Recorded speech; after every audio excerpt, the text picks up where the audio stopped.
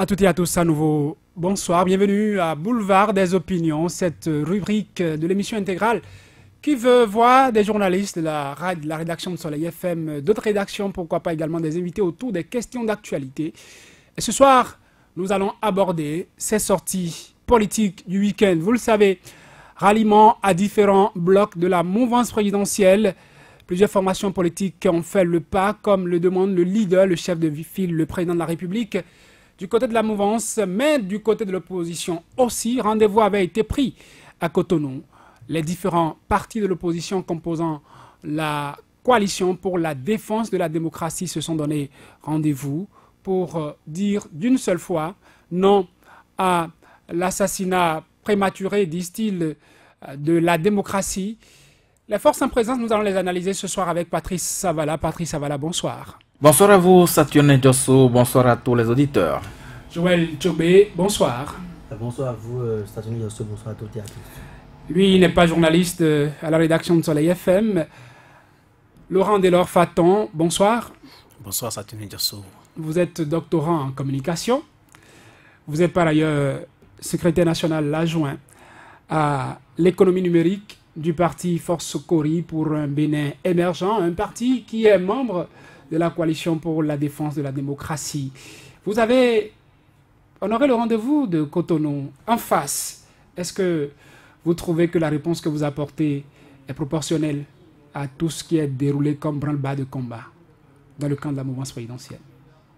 Notre sortie n'avait rien à voir avec le camp de la mouvance présidentielle. Nous sommes en politique et chacun a son agenda. Nous avons le nôtre, ils ont le leur et chacun fait son boulot comme il devrait le faire. Nous devrions sortir parce qu'il y avait des raisons qui nous poussaient à sortir. Et les raisons fondamentales, tout le monde les connaît. La démocratie béninoise se porte très mal depuis 2016. Et nous n'avons pas à attendre que les forces de la mouvance s'agitent ou bien sortent ou bien chantent ou crient pour que nous sortions.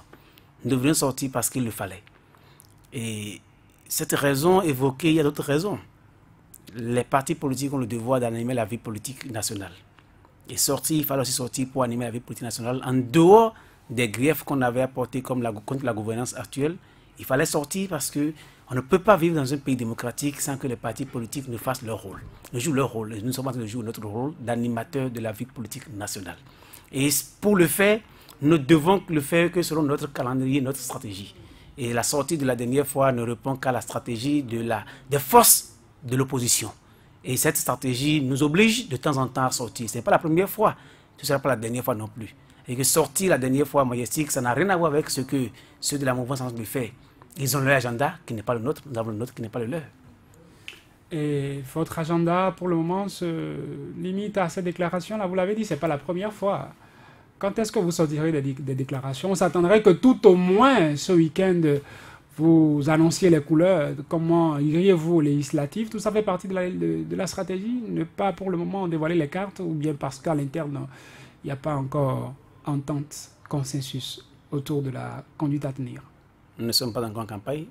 Et on peut dire que nous rentrons progressivement dans la pré-campagne. Et en pré-campagne, il y a des actions de pré-campagne que tout le monde connaît. Ce n'est que l'échauffement. On s'apprête, on prépare le terrain et on alerte l'opinion nationale que les enjeux seront bientôt. Ce n'est que les phases d'entraînement que chacun est en train de faire. Et en phase d'entraînement, ne sont pas toutes les cartes. Les vraies cartes sortent toujours quand le match a commencé. Et le match n'a pas encore commencé, il commencera bientôt. Mais pour le moment, en dehors des sorties médiatiques que nous faisons, chaque camp de l'opposition fait sur le terrain ce qu'il peut faire pour gagner l'électorat, redonner confiance au peuple béninois parce que le peuple béninois a perdu confiance depuis 2016. Il faut leur redonner confiance. Et leur redonner confiance, ce n'est pas à travers la déclaration de presse, c'est sur le terrain. Et le travail de terrain se fait chacun à sa manière. Chaque bloc le fait à sa manière. Parce que vous vous souvenez, qu'on le veuille ou pas, l'opposition a aussi ses camps. Et chaque camp de l'opposition fait ce qu'il doit faire. Quant à la question de savoir si, à ce jour, nous n'avons pas encore tout concordé pour avoir notre bloc, nous ne sommes pas dans la logique de la mouvance. Ils ont leur logique de bloc, nous avons leur logique. Et au moment opportun, chacun saura de quoi il est question. Joël Tchobé, cette sortie de la coalition pour la défense de la démocratie au Bénin intervient après les départs en exil. Valentin Agassou Dianontin, des forces Corruption Bénin émergent, a suivi tout ceci depuis la France. Sébastien Germain Adiavon de l'USL, depuis la France. Qui encore Léali Soglo, depuis la France. Léon Songbadi, depuis la France. Simplice Kodjo, depuis la France. Fatouma Amadou Djibril, depuis la France. Avec tous ces départs de leaders politiques en exil, on s'attendrait à ce que...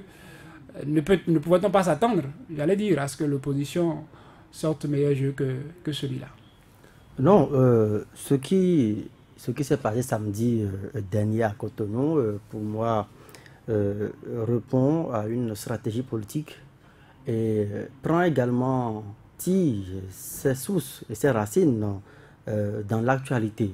Vous avez donc listé un long chapelet de personnalités politiques de notre pays qui, à un moment donné, ont été contraints de quitter le territoire national pour se retrouver de l'autre côté de l'Hexagone, pour d'autres se frayer un chemin vers les États-Unis, pour ne pas le nommer Komi Kouché.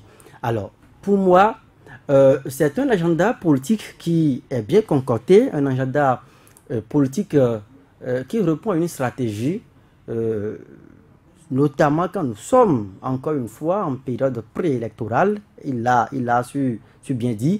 Il leur revient à chacun de pouvoir ménager donc la monture, de pouvoir prendre une longueur d'avance sur l'adversaire. Et ici, l'adversaire, c'est quoi? C'est le camp en face.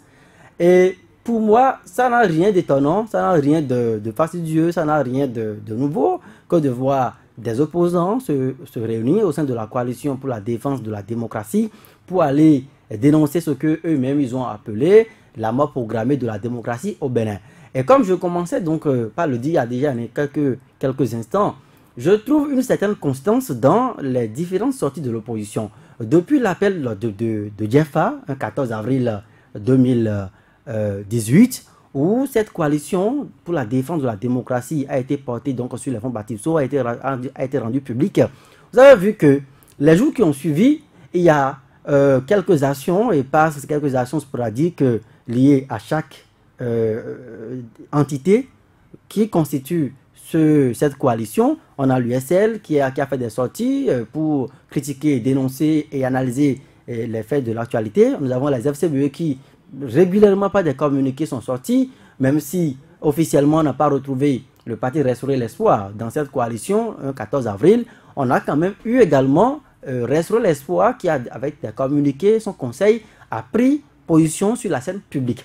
Donc pour moi, cette sortie de l'opposition, si elle n'était pas organisée, il fallait quand même les y encourager à le faire, parce que vous l'avez dit, on se trouve, nous autres analystes, après les départs de ces figures de proue de l'opposition, on pourrait dire à juste titre que l'opposition aujourd'hui au Bénin est fragilisée, l'opposition aujourd'hui au Bénin est un peu décapitée. Quand on voit les leaders qui ont dû donc s'envoler du pays craignant donc pour leur liberté, on pourrait se dire ça. Et donc pour moi, cette sortie répond également à un besoin, le besoin de réaffirmer l'existence donc de cette opposition, l'existence de cette opposition qui est plus ou moins organisée, parce que n'oubliez pas que le procès qui a aussi fait de temps en temps à nos oppositions en Afrique, c'est l'inorganisation au plan interne. On pourrait se dire, mais après le départ d'un certain Sébastien Adiavon, quoi qu'on le dise, qui aujourd'hui est perçu comme le principal mécène de cette classe de l'opposition, on pourrait se dire que l'opposition est asphyxiée économiquement. On pourrait se dire que après les départs de Valentin Agassou Dianontin, le secrétaire exécutif du parti FCBE, qui avec une intonation assez quand même qui résonne, critiquait depuis le Parlement, avec les conférences de presse, on pourrait se dire que après son départ, les FCBE également se trouveraient donc fragilisés. Ainsi de suite. Nous ne parlons même pas de la RB qui se trouve aujourd'hui éclatée depuis le départ de Léadi Vinayan Soglo. Donc on pourrait se demander, on pourrait se poser 1001 questions. Donc il était important pour les acteurs opposés au régime de la rupture de faire une sortie, ne serait-ce que pour l'image, ne serait-ce que pour remobiliser la troupe, parce que quand vous êtes une classe de l'opposition, vous avez des sympathisants, vous avez des partisans, des militants, et que d'un jour au lendemain, des leaders qui devaient drainer la foule, des leaders, quoi qu'on le dise, qui devraient quand même favoriser les regroupements, sont partis donc du pays, on peut craindre une démobilisation. Donc, il fallait tenir un discours d'assurance. Il faut s'affirmer sur la scène publique, tenir un discours d'assurance, remobiliser la troupe, commencer par rassurer donc les militants qui se posaient des questions. Est-ce que ces partis vont encore aller aux élections et beaucoup de choses. Donc, pour moi, cette sortie de samedi ne répond que à ces besoins-là. Maintenant, est-ce que le message qui a été passé, est-ce que le message qui a été prononcé est passé ou pas? Le débat pourra donc se faire tout à l'heure. Patrice, voilà pour Joël, donc il fallait sortir pour rassurer, pour dire aux militants, oui, nos leaders sont en difficulté, sont en exil, mais nous existons encore. Il posait la question également de savoir si le message est passé. Pensez-vous que c'est du genre, cette sortie que nous avons connue samedi dernier, à effectivement rassurer les militants quand on sait qu'au-delà des leaders en exil, il y a des partis qui n'ont pas encore de récépissé? Je pense que l'heure est à ces différentes sorties des courants politiques que nous avons dans notre pays. Nous sommes à la veille des élections législatives et nous apprêtons à enclencher la phase de l'année 2019, année électorale qui permettra au peuple béninois de renouveler l'Assemblée nationale, la législature qui vient, la 8e. Je pense que l'opposition a assez laissé de place aux acteurs de la mouvance, parce que de tout temps nous avons réclamé ces genres de sorties. On a eu l'impression à un moment donné que l'opposition dormait. L'opposition dormait parce que un certain nombre de choses se passaient dans le pays et il fallait ces genres de sorties pour montrer que l'opposition existe encore en dépit de ces départs à l'étranger de certains leaders que vous avez cités à l'entame de cette émission. Quant au message qu'ils ont fait passer le week-end dernier, est-ce que c'est passé au niveau des militants et militantes? C'est une interrogation qui reste encore pour le moment.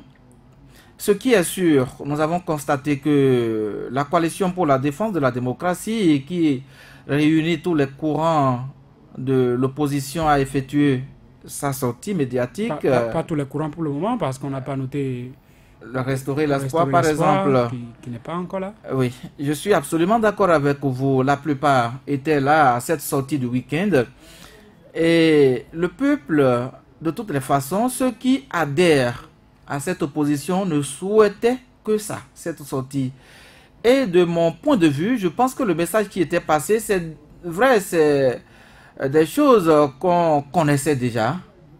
On a dit que des leaders de l'opposition sont à l'étranger, c'était connu de tous.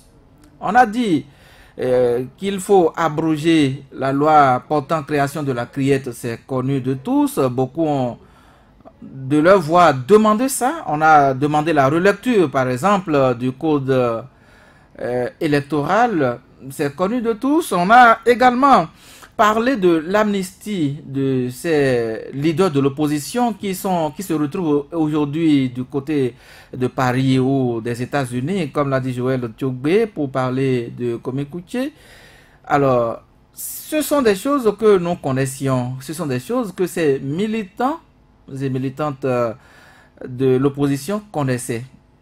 Donc, ça ne fait qu'apporter de l'eau au moulin de chacun et de tous. Maintenant, cette opposition a estimé qu'il ne s'agit qu'un premier acte de son calendrier et que, comme le dit le représentant de cette opposition sur le plateau ce soir, chacun y va de sa stratégie pour se faire entendre. La mouvance a la sienne, l'opposition a également la sienne et on a vu cette sortie et je pense que ça ne va pas être une sortie qui vient limiter les sorties de cette opposition, parce que être opposant, ce n'est pas le silence.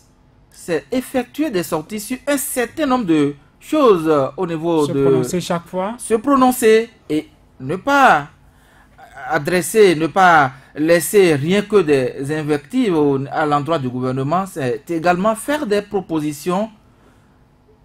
Comme on voit l'actualité dans son pays. Des propositions, il n'y en a pas eu ce week-end. Il n'y en a pas eu. Il y a eu des exigences. Plutôt, Laurent Delors Faton, quelles sont les chances pour que ces exigences, 7, j'en ai noté samedi dernier, soient respectées ou soient honorées, soient satisfaites, parlant d'exigences par le pouvoir en place? Est-ce qu'au final, il ne détient pas les ficelles? Il n'a pas les ficelles en main quand vous demandez par exemple l'amnistie pour ceux qui sont en exil, relecture du code, de certains codes, que ce soit la loi, l'abrogation de la loi sur la criette, la relecture du code pénal ou du code électoral. Est-ce que finalement le pouvoir en place ne détient pas les ficelles? Vous savez, personne n'a intérêt à ce que le Bénin s'embrase. Et personne n'a intérêt à ce que les fils et filles du Bénin soient les sérieux. Et personne n'a intérêt à ce que l'économie béninoise soit à terre. Et pour que l'économie béninoise soit forte, puisse se développer et permettre au chef de l'État, au régime en place, de pouvoir trouver les ressources qu'il faut pour travailler, il faudra obligatoirement que les fils et filles du Bénin travaillent pour cette fin. Et pour qu'ils travaillent, il faut qu'ils soient dans leur pays. Et ceux qui sont aujourd'hui à l'extérieur, qu'on le veuille ou pas, il y en a parmi eux certains qui détiennent une bonne partie de l'économie nationale béninoise, qu'on le veuille ou pas. C'est-à-dire qu'on n'a aucun intérêt. Et il ne faut pas qu'on fasse que l'histoire se répète devant nous sans qu'on ne fasse rien. De 72 à 90, c'est la période dans laquelle le Bénin connaît des exilés. Les premiers exilés au Bénin, c'était dans cette période où la dictature du régime marxiste-léniniste s'est installée. Et ceux-là ont pensé qu'ils étaient les seuls intelligents du pays. Et qu'en dehors d'eux, personne ne pouvait réfléchir et personne ne pouvait contester ce qu'ils avaient à dire. Et ils ont pensé que sans eux, ils n'avaient plus rien, ils avaient les idéologies. On les a laissés faire. Ils ont fait exiler une bonne partie des Béninois. Mais au bout de 17 ans, on a eu quel résultat? Un pays à terre, une économie déstructurée, un pays plus que jamais pauvre, avec une crise sociale, politique et économique partout. Et l'histoire devrait nous servir de référence. Aujourd'hui, qu'on le veuille ou pas, progressivement, la gouvernance actuelle nous conduit vers les crises de 88-89. Peut-être qu'ils n'en ont pas conscience. Et ce que l'opposition dit aujourd'hui, l'opposition ne dit pas de faire le miracle, de revenir seulement au bon sens. C'est le bon sens qu'on doit au chef de l'État et à son régime, ceux qui l'entourent. Si aujourd'hui, il ne peut pas nous écouter parce que c'est l'habitude, c'est la fermeté, c'est la sourde oreille. Et ils pensent qu'ils sont les seuls intelligents dans le pays et que nous, de l'opposition, on n'a rien à dire. Moi, je suis un intellectuel. Et dans l'opposition, il y a beaucoup d'intellectuels. Il ne peut pas me dire que c'est avec ceux qui sont seulement au régime qu'il y a des intellectuels. Nous avons des gens qui réfléchissent comme eux. Et peut-être même mieux qu'eux. Et on dit souvent dans notre langue, celui qui est à côté de la jarre ne voit pas que la jarre est penchée. Il n'y a que celui qui est à l'extérieur, loin, qui la voit penchée. Et qui peut dire à l'autre que la jarre est penchée. Aujourd'hui, l'opposition joue son rôle. Et le rôle de l'opposition, c'est d'alerter à chaque fois que la gouvernance déraille, de dire vous êtes en train de dérailler. Et aujourd'hui, aucun pays au monde entier ne peut accepter que ne serait-ce qu'un seul de ses fils soit exilé pour une raison ou une autre. Parce qu'un seul fils d'un pays, hors du pays, est un manque à gagner. Ce n'est pas pour rien qu'on a développé des programmes pour le rapatriement des fonds, des compatriotes d'extérieur. Au Mali, tous les extérieurs qui sont bien dans tous les pays africains pratiquement, tous les compatriotes qui sont dans un pays étranger, on fait tout pour qu'ils puissent investir dans leur pays. Parce qu'on sait qu'on a besoin de tous les fils, même s'ils sont à l'extérieur, on a besoin de leur contribution pour développer une nation. Et quand un pays se décide délibérément de renvoyer certains fils et de les empêcher... On vous dira qu'on n'a jamais renvoyé quelqu'un, il n'y a pas eu d'acte officiel de renvoi. Vous savez qu'on ne prenne personne quand même pour un idiot. Personne n'est idiot au Bénin depuis quand même 2016. On a vu ce qui s'est passé. On a vu le cas d'Ataou Renouho, qui après s'être exilé, est revenu au pays, mais on n'a suivi aucune procédure pour l'enfermer, et aujourd'hui tout le monde s'inquiète de son état de santé. On a vu un premier cas. On a vu le cas de Korogoné, qui après une déclaration, même si on a des choses à lui reprocher, parce qu'il s'est exprimé, et le mobile avec lequel il est là aujourd'hui, on connaît que c'est un mobile qui est purement politique. Celui-là est aujourd'hui écroué en prison. Qu'on le veuille ou pas, même le cas le plus atypique qui pose la polémique, le cas de l'autre Renou, il est aujourd'hui en prison. Et tout le monde sait que ces emprisonnements sont des emprisonnements d'ordre politique. Et quand un pays commence par faire des emprisonnements d'ordre politique, pas contraindre ses enfants à s'exiler... On vous dira qu'il y a des faits. L'autre Renou, il y a eu des faits. Korogoné, il y a des faits, tout au moins. Les agissements de l'autre Renou et de Korogoné et Ataou Renouho se sont passés sur l'arène politique. C'est dans l'arène politique qu'est ces agissements. Aucun d'eux n'a agi en dehors de la politique. Il faut mesurer les faits dans l'arène où les faits ont eu lieu. Les faits n'ont pas eu lieu en dehors de la politique. Kologoné a fait des déclarations d'autres politiques. Ata Orenro est un homme politique. Il a fait des déclarations d'autres politiques. Ce n'était pas des déclarations, c'était dans une affaire de médicaments. Écoutez. Nous savons quand même ce qui a conduit jusqu'à ce niveau. Au moment où il n'y avait pas le rejet de la Constitution à l'Assemblée, il n'y avait pas ce dossier. On connaît la suite. Et quand on prend le cas de l'autre Renou, il n'a fait que des déclarations d'autres politiques. Il est un acteur politique. Ça veut dire que tous ces faits sont des faits politiques. Et aujourd'hui, quand vous privez de liberté des citoyens d'un pays qui pourraient éventuellement apporter leur grain, ne serait-ce que leur petite contribution, leur réflexion au développement du pays, il y a problème. Autant ouvrir toutes les prisons pour que tous les Béninois qui sont dans les prisons sortent. Je ne dis pas les mêmes choses. Vous savez, diriger un pays, c'est beaucoup de compartiments dont on tient compte. Aujourd'hui, dans les pays développés, les prisonniers ne sont plus des prisonniers comme nous avons en Afrique. Être prisonnier, on ne les considère plus comme aujourd'hui ce que nous faisons. En prison, on donne aujourd'hui la possibilité aux gens de contribuer toujours au développement de leur pays. Mais dans nos prisons, c'est un gâchis total. On vous enferme, vous ne produisez rien, et on vous nourrit à peine, et vous mourrez dans les prisons. Dans les pays développés, c'est un peu le cas. Un prisonnier apprend à travailler, il travaille, il contribue au développement de son pays. Mais si je dis, nous, ce n'est pas encore le cas. Et quand on n'a pas atteint ce niveau, je pense qu'il faut réfléchir autrement. Aujourd'hui, qu'on demande à ce que le chef de l'État donne de l'amnistie à des compatriotes pour contribuer au développement de leur pays, on n'a rien dit de nouveau. Qu'on demande au chef de l'État de faire une seconde lecture de la charte des partis politiques, du code électoral. Parce que vous savez, quand à l'Assemblée, les députés demandaient aux députés du BMP de voir eux-mêmes la lutte qu'ils ont de donner, la mouture qu'ils donnent au code, que ça risque de les rattraper. Aujourd'hui, qu'on le veuille ou pas, vous avez vu la nébuleuse ou bien la turbulence qu'il y a au sein de la majorité, ce n'est que dû au code et à la charte et au code. Parce que c'est des lois qui ont été taillées sur mesure pour des fins électoralistes, pour pouvoir gagner une élection, tout le monde connaît, et qui a mis mal à l'aise tout. Le code aujourd'hui et la charte empêchent la jeunesse béninoise de s'exprimer politiquement. On a fait tout pour écarter, alors que on savait qu'à partir de 2013-2014, une jeunesse béninoise a commencé par vouloir s'émerger politiquement. Et a commencé par rentrer dans les arènes politiques et il y a une volonté claire. La jeunesse veut prendre sa place sur la scène politique. Mais vous avez vu les deux codes seulement. Je prends seulement l'aspect jeunesse, parce que je suis jeune. Quand on prend l'aspect jeunesse, vous avez vu que la charte et le code ont carrément mis les jeunes de côté. Vous avez vu, depuis qu'il y a les blocs... À cause des cautions? À cause des cautions, à cause des conditions d'éligibilité. Parce que les jeunes, quand les jeunes se mettent ensemble, ils ne sont pas capables de pouvoir réussir à avoir les 10% qui sont exigés au parti politique pour avoir des députés. Alors qu'il y avait des possibilités pour les jeunes de se mettre ensemble pour aller aux élections. Et sortir 1, 2, 3 députés par des endroits. Aujourd'hui, on les a empêchés. Vous avez vu, depuis que les blocs ont commencé par se constituer du côté de la majorité, vous ne voyez plus les jeunes. Les jeunes sont carrément écartés, on les a écartés du système. Et aujourd'hui, c'est les dinosaures, ces barons qui ont mis ce pays là où nous sommes. Ce sont eux qui se sont encore accaparés les bonnes positions pour écarter la jeunesse. C'est-à-dire que quand on prend seulement l'aspect jeune, vous allez voir que la charte et le code mettent mal à l'aise le système politique béninois et ne promet pas un avenir radieux pour la jeunesse béninoise qui fait la politique. Cet aspect seul suffit pour qu'on puisse faire une seconde relecture afin d'alléger la situation pour que les jeunes puissent avoir accès à la classe politique. Parce qu'on ne peut pas construire une nation en laissant la jeunesse de côté. Il faut que la jeunesse rentre dans l'arène politique pour apprendre aux côtés des aînés comment faire la politique, aller à leur école, mais on ne peut pas aller à l'école des personnes si on n'est pas avec eux dans la même salle. Parce que pour être éduqué, un enfant doit être dans la salle avec le maître. Il ne peut pas être en dehors de la salle et le maître sera dans la salle. Il faut que ça soit la salle. Et la salle, c'est où? C'est l'Assemblée. La salle, c'est où? Ce sont les conseils communaux. La salle, c'est toute l'arène politique. Aujourd'hui, les deux textes de loi ont empêché les jeunes de pouvoir faire quoi que ce soit. Et quand on quitte cet aspect, il y a tellement de blocages que ces deux textes de loi ont instauré. Mais quand on laisse cet aspect, on parle aujourd'hui de la liberté démocratique et autres au Bénin. Le Bénin n'a que ça. Parce qu'en l'espace de 30 ans environ, les acteurs politiques, toutes tendances confondues, ont été incapables de construire le développement au Bénin.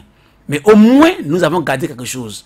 Au Bénin, je peux m'exprimer et savoir que j'ai au moins dit. Et si on ne prend pas en compte ce que j'ai dit, j'aurais au moins dit, et je suis satisfait de l'avoir dit au moins. Demain, je peux dire, moi, j'ai joué ma part. j'ai apporté ma contribution. Ça, nous l'avons comme un acquis et personne ne l'a arraché depuis 1990, mais depuis 2016. Cet acquis est mis à rude épreuve. C'est pareil pour tous les acquis démocratiques que nous avons au Bénin, ce qui pose un problème. Aujourd'hui, quand on prend simplement le président Sébastien Diavon, qu'on le veuille ou pas, si depuis quelques années, il a des problèmes, des difficultés pour ces entreprises. Aujourd'hui, qu'il n'est plus au pays, qu'on le veuille ou pas, ces entreprises connaîtront davantage de problèmes. Et nous savons qu'il est un des grands pourvoyeurs d'économie et d'emploi au Bénin. S'il quitte le pays, ça veut dire que ce sont des emplois qui sont davantage perdus. C'est l'économie béninoise qui recevra un coup. Et ce n'est pas lui, c'est parce qu'il faut... C'est comme si nous ne voyons pas les symboliques qu'il y a autour. À Diavon, contraint à travailler au Bénin, c'est l'ensemble de ces réseaux d'affaires qui vont fuir le Bénin. C'est l'ensemble de ces partenaires qui vont fuir le Bénin. C'est l'ensemble de ces amis qui vont fuir le Bénin. Et quand ceux-là fuiront le Bénin, je ne pense pas que le pouvoir en place a le mécanisme systématique, automatique pour pouvoir rapporter, pour pouvoir faire revenir au pays d'autres pour combler le vide qu'on aura créé. Quand Djenotin, le secrétaire national exécutif de mon parti, n'est plus au Bénin, allez à l'Assemblée. Vous verrez que l'Assemblée va se vider des acteurs politiques majeurs qui apportent de la contribution au débat parlementaire. Et quand on est dans un pays où il n'y a pas de débat parlementaire, dites-moi, est-ce que c'est une assemblée? C'est plus une assemblée. Alors si celui-là n'est plus là aujourd'hui, je crains qu'on n'ait plus de débat parlementaire à l'assemblée. On verra à la limite un simple Guy Mitokpe se débattre comme un diable dans l'eau bénite parce qu'il ne peut rien faire seul. Mais s'il était soutenu par d'autres acteurs majeurs et leur voix porte, même si on ne les écoute pas, parce que c'est l'habitude que la majorité n'écoute personne, au moins ils auront parlé. Et ceux qui n'ont pas écouté dans leur maison respectivement, la nuit, je pense que leur sommeil peut les troubler. Ils sauront que Guy a parlé, Djenotin a parlé, d'autres ont parlé. Au moins ça, leur conscience. Il y a comme Léon Bazir. Oui, je prends comme Léon Bazir. Il y a Rosine Soglo. Il y a Eric Ondete qui parle de plus en plus. Je n'en disconviens pas. Et bien d'autres noms que je pourrais Je n'en disconviens pas. Nourenoua Tchadé. Mais quand... Écoutez, tout le monde sait quand même la posture que Djenotin avait. Parce qu'il y a ceux qui parlent, il y a aussi ceux qui parlent. Je pense bien, il y a ceux qui parlent et ceux qui parlent. Il y a la voix de certains qui ont certaines puissances, je dirais. Parce qu'un Djenotin... Résonance. Un Djenotin, il reprend les FCBE de manière générale. C'est-à-dire que quand il parle, on ne voit pas Djenotin seul en tant qu'individu député, on voit aussi tout un parti politique derrière lui. Parce qu'il parle au nom d'un parti, d'un bloc. Aujourd'hui, cette personnalité n'est plus là. Et quand on le fait, on tue la démocratie parlementaire. Et quand on tue la démocratie parlementaire, on tue la démocratie de manière générale. Et on peut continuer, pas citer l'exemple, on n'en finirait pas. La seule chose qui importe aujourd'hui, à mon avis, c'est que le gouvernement en place puisse mettre un peu de l'eau dans son vin. Parce que quand ça va péter, ce n'est pas pour lui, ce n'est pas pour nous, c'est pour tout le peuple béninois. Et quand il dit péter, ce n'est pas de guerre. Mais quand le système économique sera détruit, déstructuré, il n'y aura pas de remède. Si en 1989, Kérékou a été contraint, parce qu'il a été contraint par la France et autres, d'organiser la conférence des Nations, c'est parce qu'à un moment donné, le système économique était pratiquement à terre. Et aussi dictateur qu'il était, aussi puissant qu'il se croyait, il était incapable de diriger le pays parce qu'il n'avait plus les ressources. On dirige un pays quand on a les ressources. Et de jour en jour... C'est parce qu'il manque maintenant. Le Fonds monétaire international saluerait les performances du Bénin. Le ministre des Affaires étrangères nous a dit de son retour la dernière fois que quand le président de la République voulait rentrer dans son véhicule, le président de la Banque mondiale s'est fait un chemin pour venir le voir pour lui dire que bon, qu'il salue la réforme en cours au Bénin et qu'on suit de près tout ça. Les indicateurs, au dire de ceux qui nous dirigent, ne sont pas au rouge, ne sont même pas à l'orange. Tout va bien. Depuis quand avez-vous entendu que le FMI ou la Banque mondiale sont allés au secours de la Chine? On ne va pas au secours de ceux qui sont bien. On va au secours seulement ceux qui sont malades. Et si le FMI vient à notre secours, il faut que tu dises que nous sommes malades. Il n'y a pas de solution, on doit travailler. C'est pas autant de talent que le FMI est venu. Le FMI et c'est parce que ça n'a pas marché en autant de Yaïboni, autant de Kérékou, autant de Soglo, qu'on a voulu que Talon vienne pour changer les donnes. Si ça avait marché en autant des autres, Talon ne serait pas là. C'est parce qu'à un moment donné, le peuple béninois a compris que les modèles que nous avait proposés ne marchaient pas. Et Talon a promis qu'il allait faire le meilleur. Il a fait rêver plus d'eau Bénin. Mais on constate que malheureusement, en son mandat, on a reculé plus que jamais, on ne l'a fait pas le passé. C'est là le drame. Et quand on me brandit les arguments du FMI, le président général du FMI peut courir voir les gens de l'État. Ça, je m'en moque moi. Mais qu'est-ce que le pouvoir en place a fait pour que la pauvre dame dans son plat au quotidien a trouvé quelque chose? En 2 ans, quand le chef d'État nous a dit que de serrer les ceintures et que le repas est sur le feu, il n'est pas encore venu nous dire que le repas est cuit. Quand il aura dit, je vais souffler un ouf. Et on veut seulement qu'il nous dise, enfin que le repas est prêt et que nous soyons servis. Parce que je vais servir aussi, même en tant qu'opposant, je vais servir parce que le Bénin c'est pour nous tous. Quand le Bénin se porte mieux, ma maman se porte mieux, je me porte mieux, je vais sourire. Je peux même sourire toujours en tant qu'opposant pour dire, il a fait beaucoup, je le reconnais, mais en dehors de ce qu'il a fait que je le reconnais, je pense qu'il peut faire encore mieux. Là, mon opposition sera une opposition beaucoup plus à l'aise. Mais aujourd'hui, je fais une opposition qui me contraint le cœur. Radical. Non, l'opposition, parce que je peux faire l'opposition qui serait de galanterie, où je serais heureux de dire, il fait quelque chose, mais malgré ça, je suis exigeant. Mais aujourd'hui, je suis contré parce que ce qu'il fait, je me dis, à quoi assistons-nous? Parce qu'on ne fait pratiquement rien pour que les choses changent. On nous vend du vent et on vient nous dire que le FMI nous a donné 200 et quelques milliards. Mais écoutez, le FMI ne donne pas l'argent à un pays. La Grèce, quand le FMI est en Grèce, on a suivi la suite. Le FMI ne veut pas quelque part pour faire le bonheur des gens. C'est une banque. Ils passent de l'argent. Et quand ils passent de l'argent, ils les intérêts. Et on connaît bien que leurs clauses sont les clauses les plus contraignantes. Le FMI était venu en 89 avec le PASS.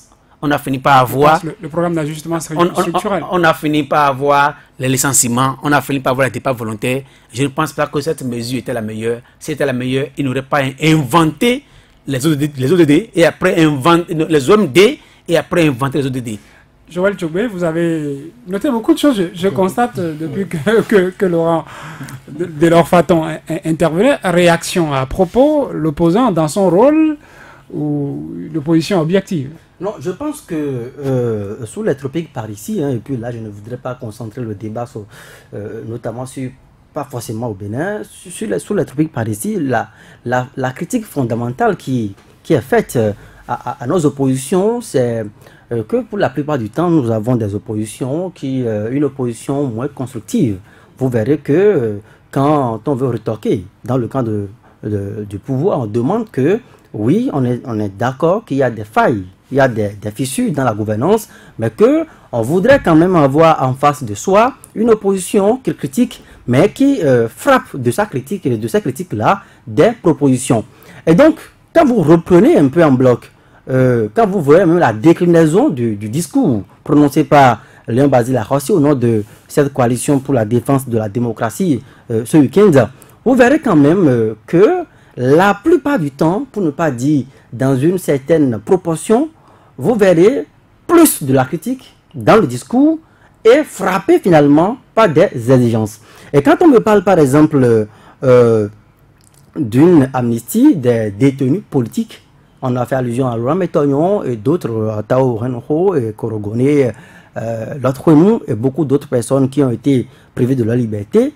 Mais quand on parle d'amnistie, je pense que c'est une exigence, certes, que les opposants au régime de Talon ont eu à faire. Mais est-ce qu'aujourd'hui, ces opposants disposent du terreau légal pour contraindre le chef de l'État à y aller? Légalement parlant, le chef de l'État n'a aucune responsabilité de répondre favorablement à cette exigence-là, par exemple.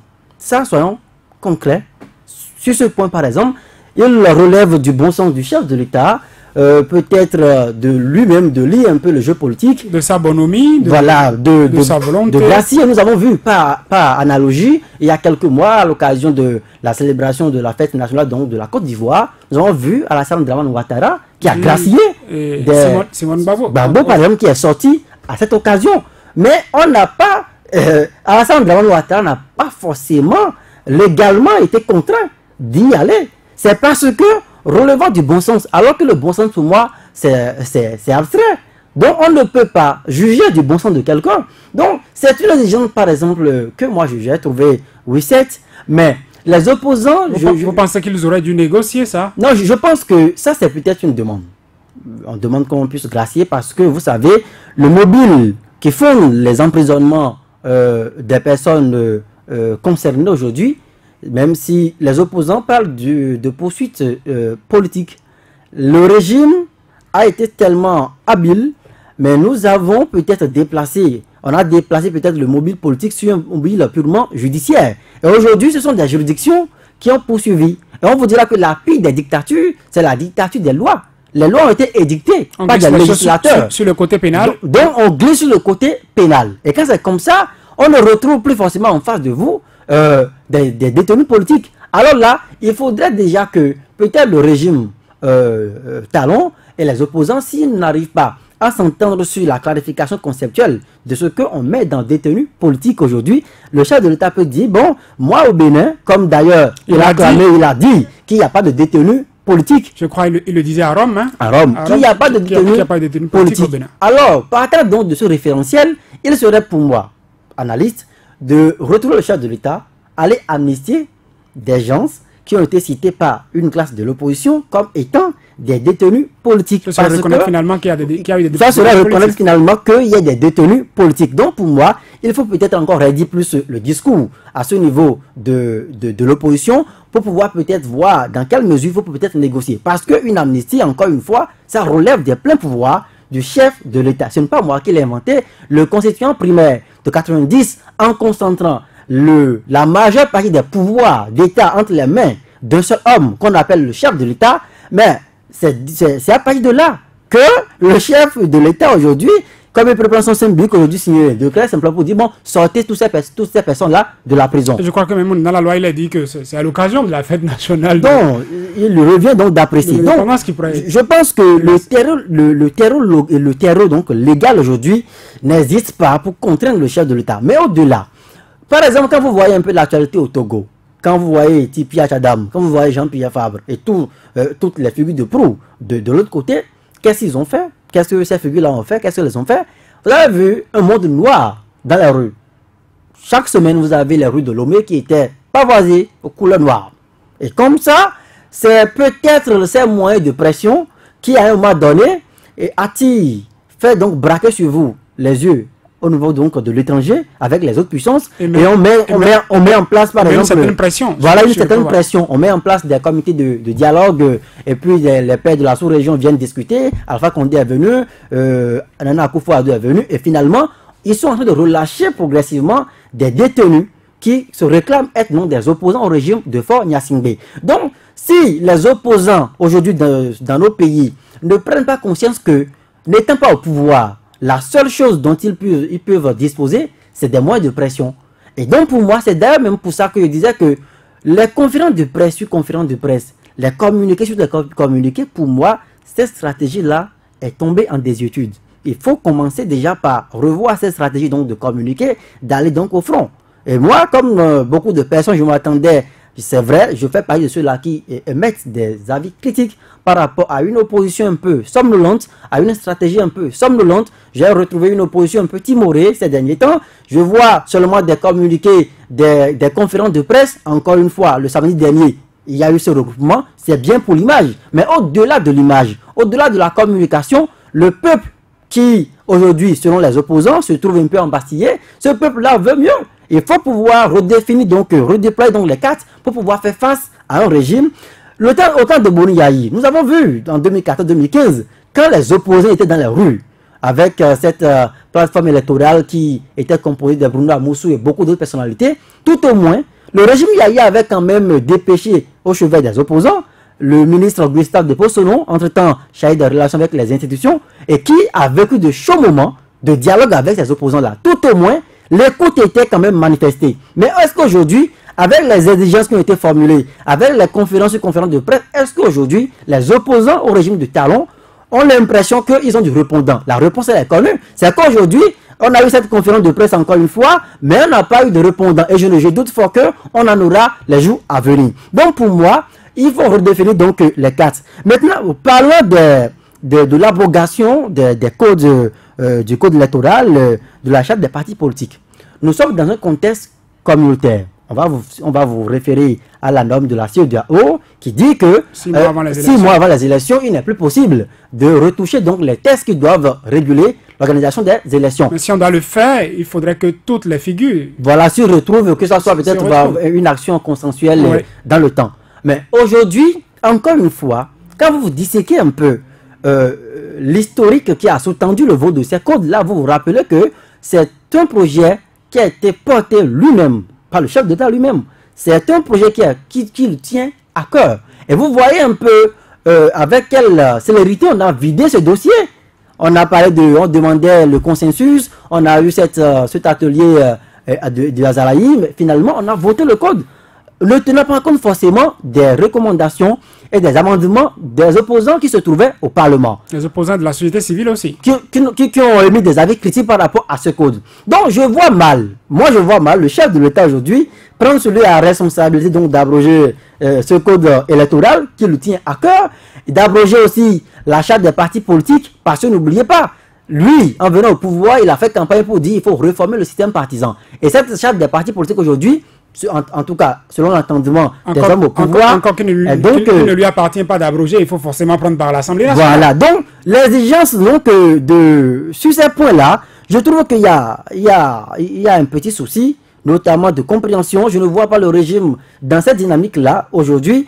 Mais bon, on attend de voir. Et puis, bon, vous posiez la question de savoir si, bon, aujourd'hui, est-ce que l'opposition se débat quand même pour rentrer dans les blocs.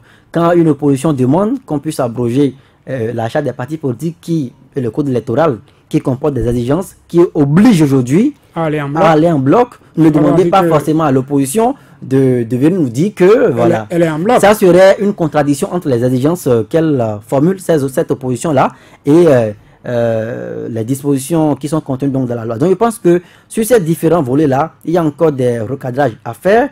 C'est une opposition qui parle, qui raisonne et qui se fait entendre, mais au-delà de ça, je pense que les militants de cette opposition veulent certainement voir mieux. Patrice Avala, Joël Tchogwe disait oui, on fait déclaration, mais dans la rue, on n'a pas le répondant.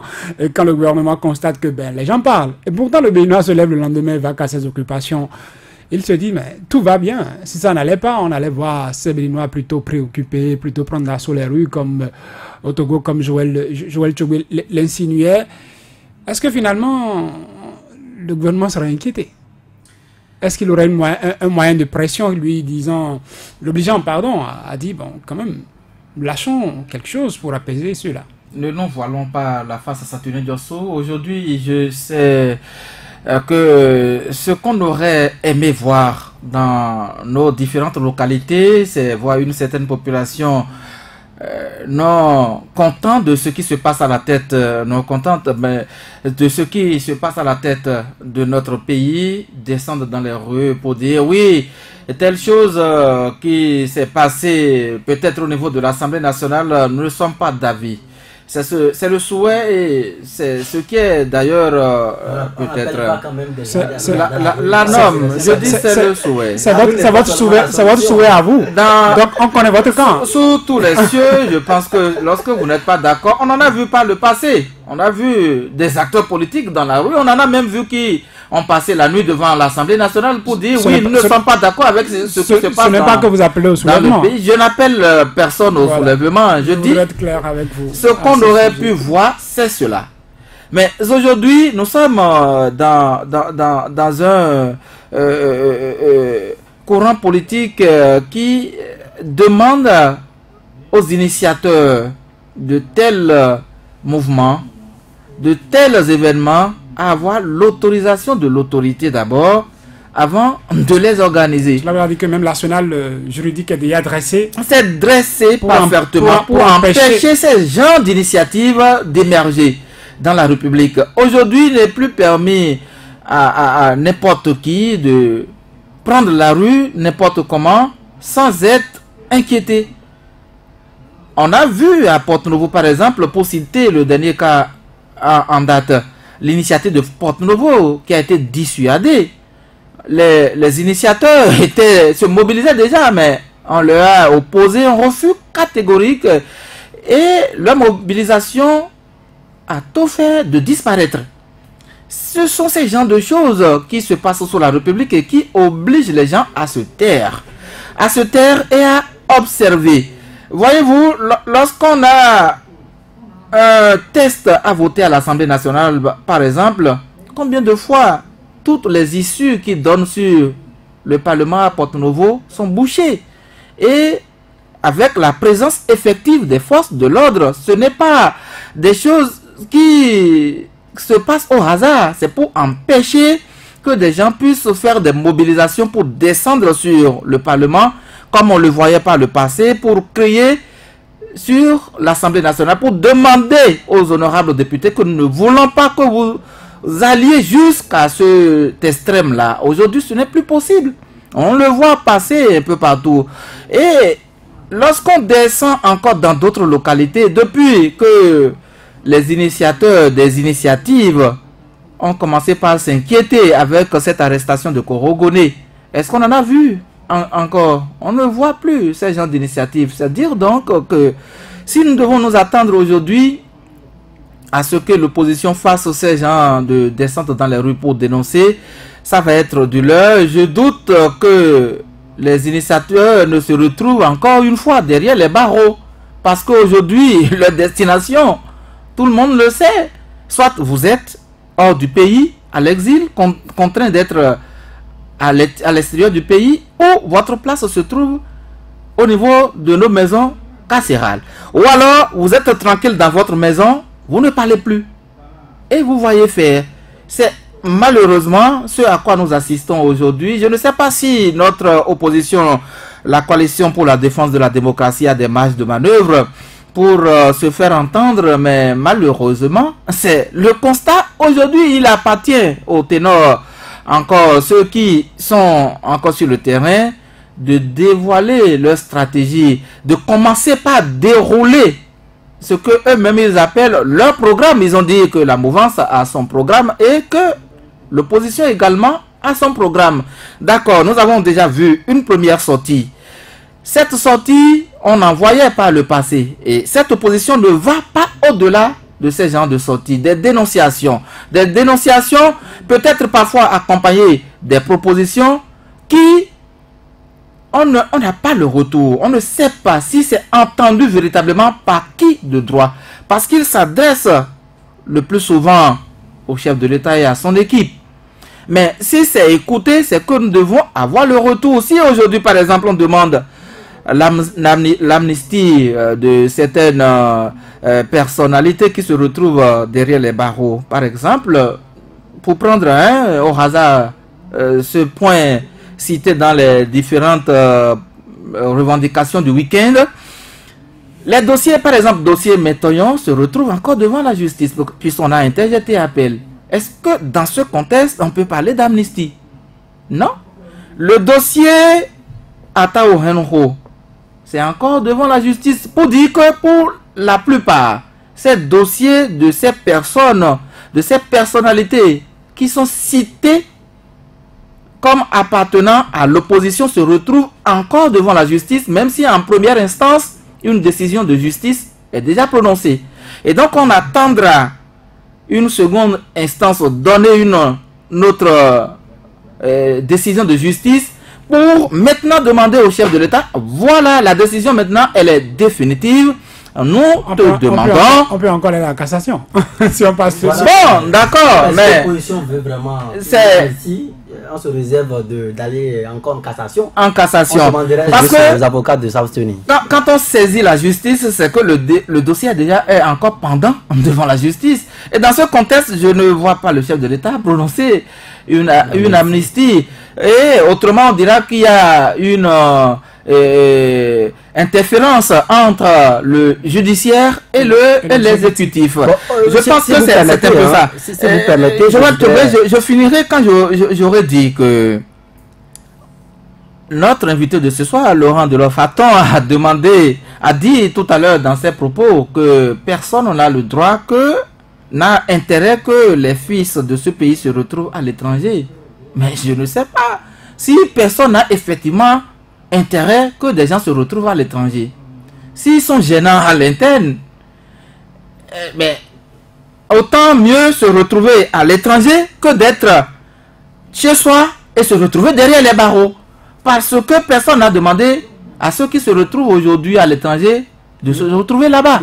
Mais l'actualité au pays, l'actualité au pays a contraint ces gens à se retrouver hors de leur... Rapidement, en quelques secondes. Je voudrais dire que, voilà, aujourd'hui, ceux qui se retrouvent à l'extérieur, vous savez, dans l'opinion, ce qui se dit, notamment dans les chapelles proches du pouvoir, ce sont des fugitifs, en réalité, qui ont parce qu'ils ont peur de la justice de leur pays.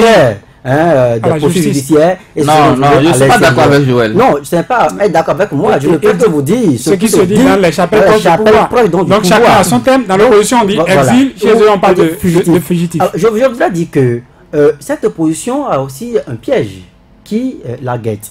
C'est-à-dire que quand vous voyez un peu dans les points d'exigence, on parle de l'instauration, par exemple, de la création d'une commission paritaire chargée donc de superviser les élections, la surveillance, la supervision des élections, par exemple. Certainement que cette opposition est suspicieuse, voyant peut-être que les structures qui seront habilitées à organiser les élections seront peut-être inféodées par le pouvoir. Parce qu'il y a, vous savez qu'au niveau de la Sénat, il y a quelques mois, il y a un scandale financier qui est là, on pourrait à tout moment, qui est latent, voilà, on pourrait à tout moment agiter ce dossier et limoger avec la procédure de l'Assemblée, avec le chef de l'État, en Conseil des ministres, on peut la limoger. L'opposition craint par exemple qu'on pourrait profiter de cet instant pour une infiltration et y introduire des pions sûrs.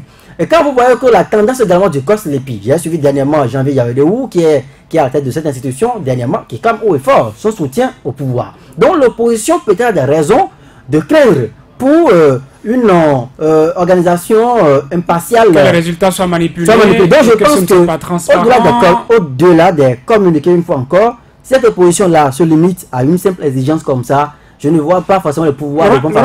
Dans un tel contexte, quelles sont les chances pour l'opposition de s'en sortir? Ça va être ma dernière question pour vous. Vous savez, l'opposition a toutes les chances de s'en sortir. Tout est question d'organisation et de stratégie en politique.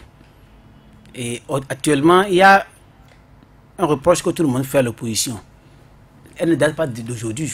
Il y a une expérience dont on peut se servir, l'expérience de 2011, où l'opposition de 2011 s'était rassemblée et n'a fait que faire des déclarations et a abandonné le terrain. Et vous savez ce qui s'est passé par la suite? On connaît ce qui s'est passé par la suite. C'est-à-dire qu'au regard de l'expérience de cette expérience de 2011, nous ne ferons pas les mêmes erreurs aujourd'hui.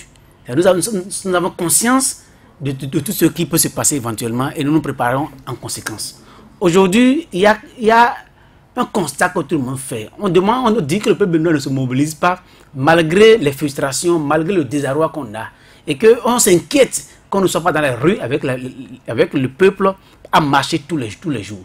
On ne peut pas continuer par utiliser les mêmes méthodes à tout moment. Il faut trouver d'autres méthodes meilleures. Et une chose est sûre, aujourd'hui le pouvoir en place a contre lui deux camps. Il y a l'opposition formelle qui est contre le pouvoir, mais il y a aussi le peuple qui est contre le pouvoir. Il y a deux camps. Et aujourd'hui, nous travaillons à ce que l'osmose puisse se faire à un moment T. Ce moment T, ce n'est pas à vous de déterminer, ce n'est pas aux journalistes de déterminer, ce n'est pas aux autres de déterminer, c'est à nous de déterminer le moment où il y aura l'osmose. Cette osmose, quand ça va se passer, ça va étonner le pouvoir et tout le monde. Parce que le pouvoir a oublié une seule chose. Je l'ai dit au départ, je reviens. La référence de la Révolution. Autant la Révolution, on avait exprimé toutes les libertés.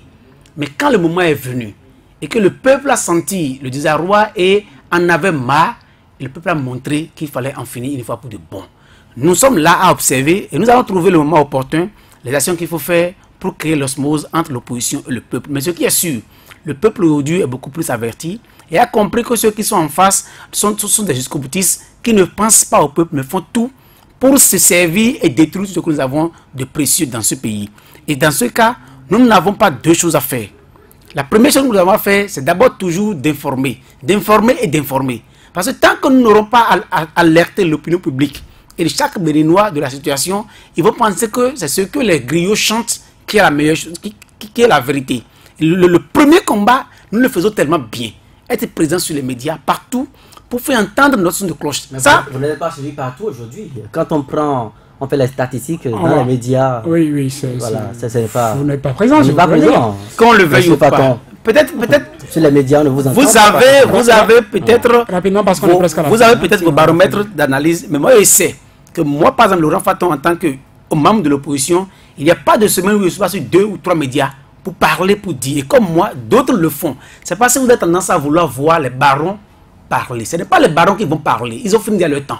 Il est question que la jeunesse béninoise de l'opposition prenne le devant. Et c'est comme si les médias ont tendance à entendre les barons de l'opposition parler. Aujourd'hui, il y a une nouvelle élite politique. Et vous avez accueil favorable sur ces médias-là? En tout cas, pour mon expérience personnelle, pour certains d'autres, les médias de plus en plus nous accordent de crédibilité et veulent que nous venions. Le seul média aujourd'hui qui se refuse à recevoir l'opposition, il est connu. Ce n'est même pas la radio. La radio fait beaucoup d'efforts. J'ai déjà fait 3 émissions sur la radio nationale en tant qu'opposant. Mais la télévision refuse. La dernière fois, j'ai été invité à faire un débat contradictoire avec un membre éminent de BMP, mais ils m'ont appelé le samedi. Et le dimanche à 10h, ils m'ont rappelé pour me dire que l'émission ne tient plus. Et que le député viendra faire un débat, une émission d'éclairage. C'est seulement la télévision nationale qui se refuse aujourd'hui à recevoir l'opposition. Mais je dois remercier la presse privée nationale et autres. Parce que vous faites un travail extraordinaire. Vous nous permettez au moins de nous exprimer. Merci. Et c'est des occasions que nous devons saisir, vous remercier, de faire davantage pour nous aider afin que le peuple soit informé. Faton, vous êtes doctorant en communication, vous êtes le secrétaire national adjoint à l'économie numérique des forces Kori pour un Bénin émergent, parti membre de la coalition de la défense de la démocratie au Bénin. On a décrypté la sortie de cette coalition, les forces en présence sur l'échiquier politique national, opposition, mouvance vers les législatives. Merci à Patrice Savala, merci à Joël Tchoubé de nous avoir accompagnés. Georges Ponou a assuré la mise en onde. Mesdames, Messieurs, merci de nous avoir suivis. Intégral, c'est encore demain.